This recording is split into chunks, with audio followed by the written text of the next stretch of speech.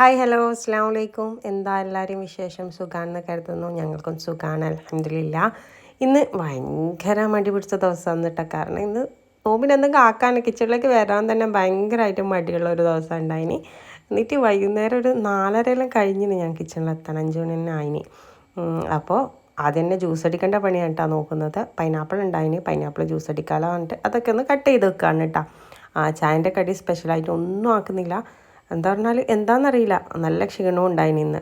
എപ്പോഴത്തെയും പോലെയല്ല, നോമ്പ് 4 വരെ നല്ല അൽഹംദുലില്ലാ ഒന്നും അറിഞ്ഞിട്ടില്ല, നോമ്പുണ്ടെന്ന് പോലും തോന്നിയിട്ടില്ല. 5ാമത്തെ നോമ്പിന് നല്ല ക്ഷീണം ഉണ്ടായിട്ടാ. വിശപ്പോ അങ്ങനെയുള്ള കാര്യങ്ങളൊന്നുമല്ല, പക്ഷെ എന്തോ നല്ല ക്ഷീണം ഉണ്ടായിന്. നോമ്പ് മുറിച്ച് കഴിഞ്ഞാടെ ഞാനാകെ സൈഡായിട്ടുണ്ടായിന്. നല്ലോണം വെള്ളം കുടിക്കേണ്ടി വന്നിട്ടുണ്ടായിന്, ദാഹം എല്ലാം കൊണ്ടും. എനിക്ക് 5ാമത്തെ നോമ്പ് നല്ല കഷ്ടപ്പാട് തന്നെ ഉണ്ടായിന്. എന്നാലും അൽഹംദുലില്ലാ റാഹത്തായിട്ട് കഴിഞ്ഞു. അപ്പോൾ ഇതാ ജ്യൂസെല്ലാം അടിച്ച് വെക്കലാണ്. നിങ്ങൾക്ക് എങ്ങനെയാണ് നോമ്പൊക്കെ? നല്ല ഉഷാർ തന്നെയാണോ, റാഹത്ത് തന്നെയാണോ? ഒന്ന് കമൻറ്റ് ഇടാട്ടോ. നമ്മൾ നോർമൽ ജ്യൂസ് അടിക്കുന്നതാണ് കേട്ടോ ജ്യൂസ് അടിക്കുന്നത്. വേറെ ഇതിൽ സ്പെഷ്യലായിട്ടൊന്നും ചേർക്കുന്നൊന്നുമില്ല. ജ്യൂസ് അടിച്ചിട്ട് വെള്ളം കൂട്ടി പഞ്ചസാര ഇട്ട് ജ്യൂസ് അടിച്ചിട്ട് അടിച്ചെടുക്കുക എന്നല്ലാതെ വേറെ പൈനാപ്പിൾ സ്പെഷ്യലായിട്ട് എങ്ങനെയെങ്കിലും ജ്യൂസ് അടിക്കലുണ്ടോ? ഉണ്ടെങ്കിൽ ഒന്ന് കമൻറ്റ് ചെയ്യട്ടോ.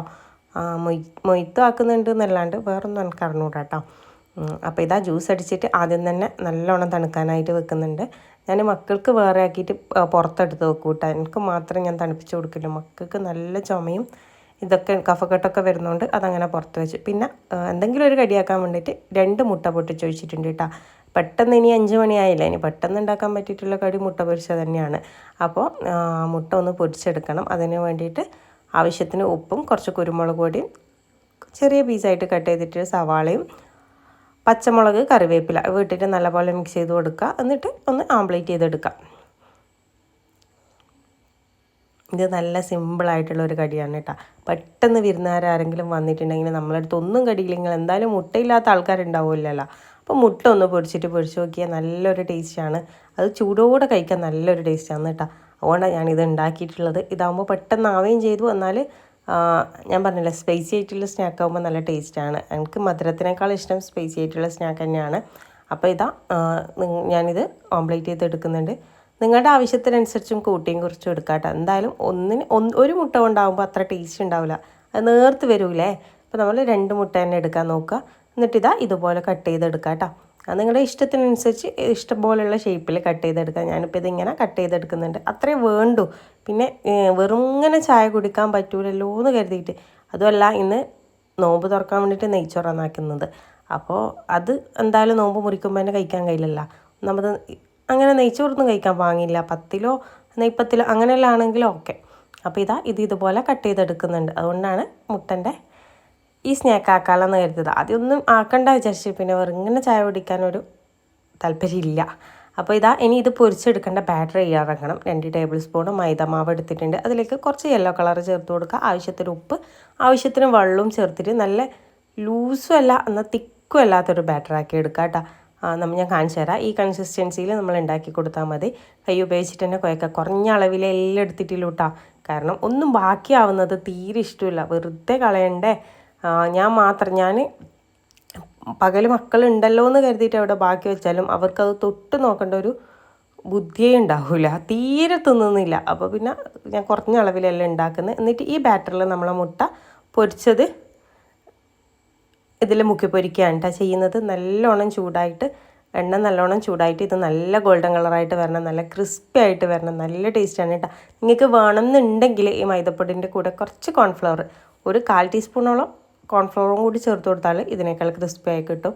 എന്നാലും ഇത് മാഷാല്ലാ അടിപൊളി ടേസ്റ്റാണ് കേട്ടോ. വെളിച്ചെണ്ണയിൽ തന്നെ പൊരിച്ച് നോക്കിക്കോ, നിങ്ങൾക്ക് നല്ലോണം ഇഷ്ടപ്പെടും. ഇതുപോലെ ഇങ്ങനത്തെ ഒരു ചായൻ്റെ കടി ഉണ്ടാക്കി നോക്കാത്തവരാണെങ്കിൽ ഉണ്ടാക്കി നോക്കുക. ഞാൻ അതിൻ്റെ വീഡിയോ മുമ്പ് ചെയ്തിട്ടുണ്ടായിന്. അതിന് മാഷാല്ലാ ഉണ്ടാക്കി നോക്കിയിട്ട് നല്ല കമൻറ്റ് കിട്ടിയിട്ടുണ്ടായിന് കേട്ടോ. അപ്പോൾ ഇത് അപ്പുറം ഇപ്പുറം തിരിച്ചിട്ട് കൊടുക്കുക. പെട്ടെന്ന് ഉണ്ടാക്കാൻ പറ്റിയിട്ടുള്ള ഒരു ചായൻ്റെ കടി. എന്നെപ്പോലെ മടി പിടിച്ചിട്ടെല്ലാം ഇരിക്കുന്നവരുണ്ടെങ്കിൽ എന്തായാലും ചായൻ്റെ കടി വേണം. എന്നാലും പരത്താനോ ചുറ്റാനോ ഒന്നും കഴിയാത്തവർ പെട്ടെന്ന് ഉണ്ടാക്കാൻ പറ്റിയിട്ടുള്ള ഒരു റെസിപ്പിയാണ് കേട്ടോ.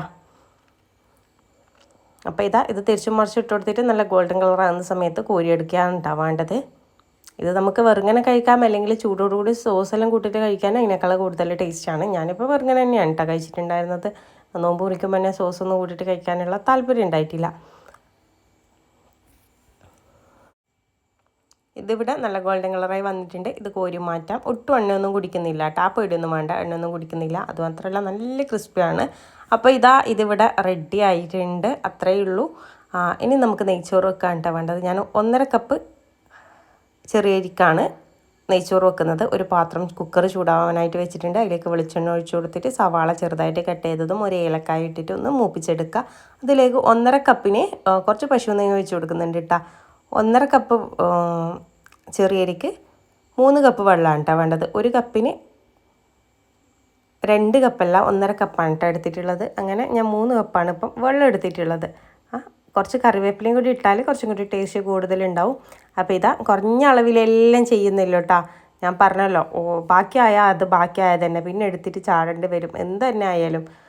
അപ്പോൾ 1.5 കപ്പ് വെള്ളത്തിന് 3 കപ്പ് വെള്ളം ആണ് കേട്ടോ ഞാൻ ചേർത്ത് കൊടുത്തിട്ടുള്ളത്. വെള്ളം നല്ലപോലെ വെട്ടിത്തിളക്കുന്ന സമയത്ത് ആവശ്യത്തിന് ഉപ്പും കൂടി ചേർത്ത് കൊടുക്കുക. എന്നിട്ട് നല്ലപോലെ തിളക്കുന്നവരെ വെയിറ്റ് ചെയ്യുക. തിളച്ച ശേഷം നമ്മൾ കഴുകി ഊറ്റി വെച്ചിട്ടുള്ള അരി എടുത്തിട്ട് ഇതിലിട്ട് കൊടുത്തിട്ട് ഒന്ന് ഇളക്കി കൊടുക്കുക. അതിനുശേഷം കുക്കർ അടച്ചിട്ട് 2 വിസിൽ വരുന്നവരെ നമുക്ക് വേവിച്ചെടുത്താൽ നമ്മൾ അടിപൊളി പെർഫെക്റ്റ് നെയ്ച്ചോറ് ഇവിടെ റെഡിയായി കിട്ടും കേട്ടോ.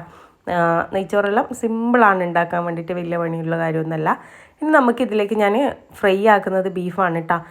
ഇന്നലെ ഉപ്പും മഞ്ഞൾപ്പൊടികളൊക്കെ ഇട്ട് വെച്ചിട്ടുണ്ടായിരുന്നില്ല ബീഫ്, അത് വേവിച്ച് വെച്ച ബീഫിലേക്ക് ഒരു പാത്രത്തിലേക്ക് വെളിച്ചെണ്ണ ഒഴിച്ചിട്ട് കുറച്ച് മുളക് പൊടി, മല്ലിപ്പൊടി, കുരുമുളക് പൊടി, കുറച്ച് ഉപ്പും കൂടി ചേർത്തിട്ട് വെളിച്ചെണ്ണയിൽ നല്ലപോലെ വഴറ്റുന്നുണ്ട്. ഇതിലേക്ക് നമ്മൾ വേവിച്ച് വെച്ചിട്ടുള്ള നമ്മുടെ ബീഫില്ലേ അത് ഇട്ട് കൊടുക്കുക.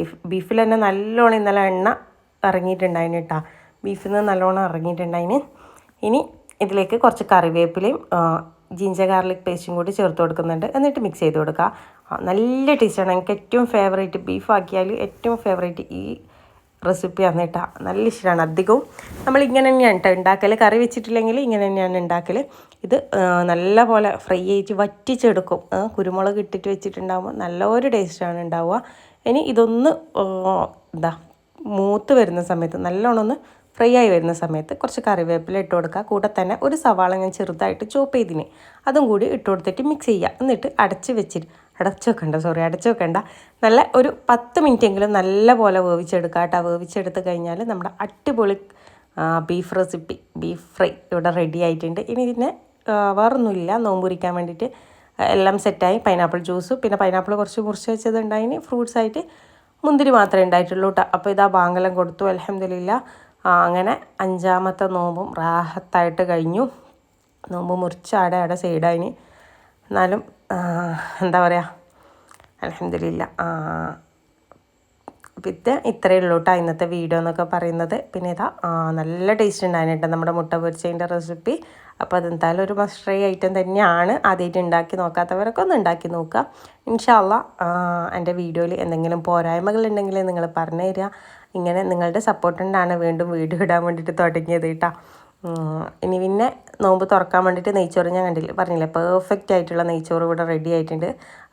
ഒട്ടും വെള്ളം അധികമാവോ കുറയോ ഒന്നും ചെയ്തിട്ടുണ്ടായിരുന്നില്ല. ബീഫ് കറിയും ഉണ്ടായിന്, നമ്മുടെ ബീഫ് ഫ്രൈയും ഉണ്ടായിന്. കറിയൊക്കെ വെച്ചാൽ 2 ദിവസത്തേക്ക് കണക്കാണ്. അപ്പോൾ ബീഫ് ഫ്രൈയും കൂടി കൂട്ടിയിട്ട് നോമ്പും തുറന്ന് മക്കൾക്കും കൊടുത്തു. പിന്നെ അത്താഴത്തിന് 10 തന്നെയാണ് കേട്ടോ ചൂടൽ എപ്പോഴും. പിന്നെ അത്താഴത്തിനൊന്നും പിന്നെ വീഡിയോ എടുക്കാനൊന്നും നിൽക്കലില്ല. അപ്പോൾ ഇങ്ങനെയൊക്കെയാണ് നമ്മുടെ നോമ്പിൻ്റെ വിശേഷങ്ങൾ എന്ന് പറയുന്നത്. ഇൻഷാ അല്ലാഹ് പുതിയ പുതിയ വീഡിയോസും വ്ളോഗ്സും പുതിയ റെസിപ്പീസും ആയിട്ട് ഉടനെ കാണാം. അതുവരേക്കും ടാറ്റാ, ബൈ, ടേക്ക് കെയർ, അസ്സലാമു അലൈക്കും.